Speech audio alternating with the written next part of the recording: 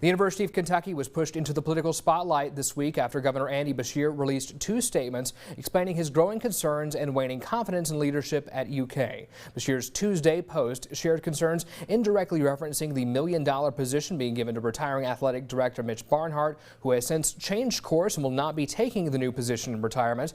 And Beshear voiced disagreement over the selection of the new dean of the law school, federal judge Greg Van Tatenhove, saying he worries that these actions are related to certain donors pushing partisan and undue outside influence onto the university.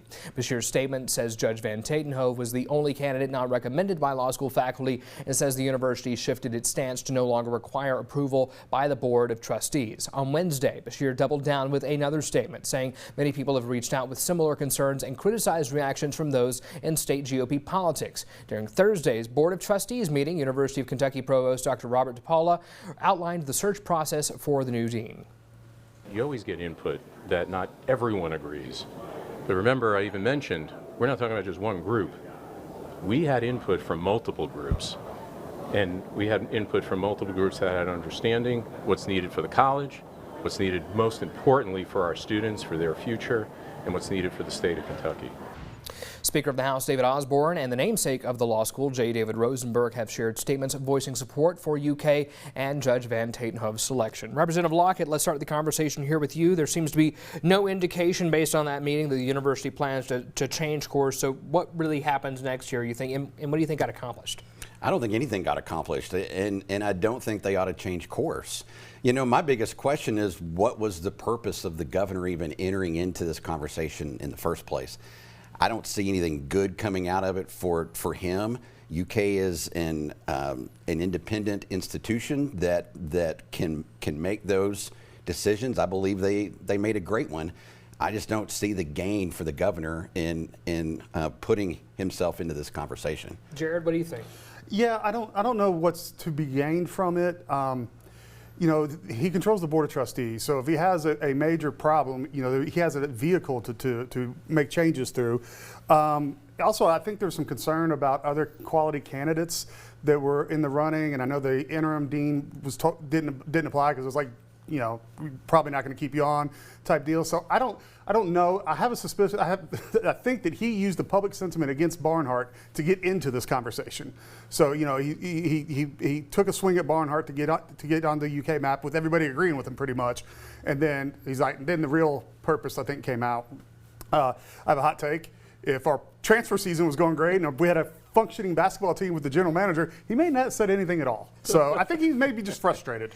You know, some of the reporting around this is indicating that faculty were largely opposed to the decision. There was one op-ed that was published referencing the American Bar Association requires that a law school dean not be appointed over the stated objection of a substantial majority of the faculty, and that same op-ed referenced Van Tatenhove did not have the quote academic experience, not necessarily legal experience there.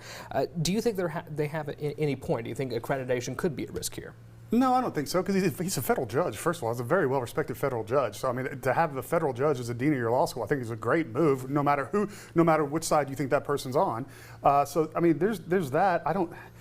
You know, UK has been taking power back from the faculty. They got rid of the Senate, you know, and so UK is the structure that they're moving. They're kind of consolidating power within, just like other universities across the country are. So, I don't really see. Representative Lockett. I would agree. I don't see that this is any type of issue at all. I mean, I think that the judge is very well qualified. I think it's a great pick. I think the governor was trying to pick a partisan fight here, and I don't think it's going to work. Just how rare is it to see a governor comment on the leadership decisions at a university, and do you think that could set any kind of precedent moving forward? I think if it sets a precedent, it should set one of what not to do. I don't think it is the governor's responsibility to say, hey, I think you picked the wrong guy here. That's not his purview. I think you should leave that to the university.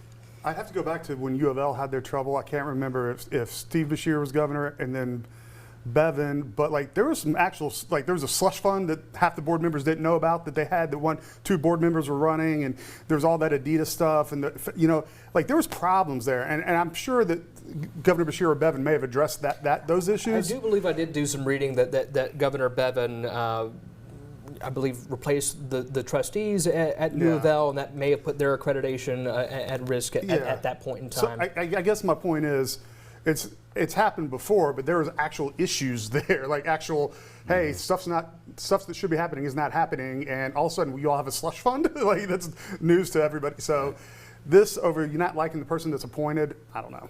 It seems there's agreement that most of what Beshear's statement has been about is mostly directed towards his frustrations over the law dean. But going back to the first statement that he put out, now that we've seen this, heel turn from Mitch Barnhart, do you believe that him no longer taking the job can be attributed to Beshear's statements here? I don't think so. I mean, it could be, but I don't think so. I mean, I think that's probably a good move. You know, I think everybody in cat country, when that first came out, probably, you know, scratched their head and thought, what in the world is going on here? He just needs to walk away and leave.